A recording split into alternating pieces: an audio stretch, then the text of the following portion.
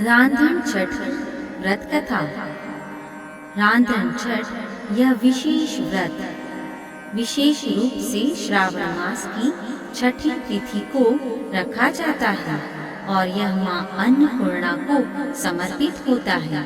यह व्रत विशेषकर महिलाएं करती हैं ताकि घर में कभी अन्न की कमी न हो। यह व्रत की कथा बहुत समय पहले की बात है। एक गरीब ब्राह्मण परिवार था। वह ब्राह्मण बहुत धार्मिक था और प्रतिदिन पूजा पाठ करता था, परंतु उसके घर में अन्न का अभाव था।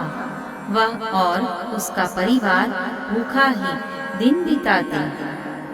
एक दिन ब्राह्मण ने दुखी होकर माता अन्नपूर्णा की आराधना की और प्रार्थना की, हे माँ, मैं हर दिन तुम्हारी पूजा करता हूँ, फिर भी मेरे घर में अन्न नहीं है।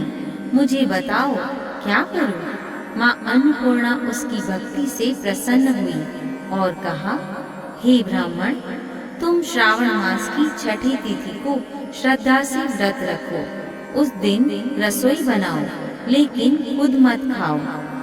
अगली सुबह यानी 7वीं तिथि यानी जम्यातर 7 को सबको भोजन कराओ। इस व्रत से तुम्हारे घर में कभी अन्न की कमी नहीं होगी। ब्राह्मण ने वैसा ही किया। रांधन छठ के दिन माँ अन्नपूर्णा की पूजा करके भोजन तैयार किया और अगले दिन सबको भोजन कराया। माँ की कृपा से उसके घर में हमेशा भरपूर अन्न और सुख शांति बनी रही। व्रत विधि। छठ के दिन महिलाएं उपवास रखती हैं। इस दिन रसोई बनाकर सातम के लिए भोजन तैयार किया जाता है।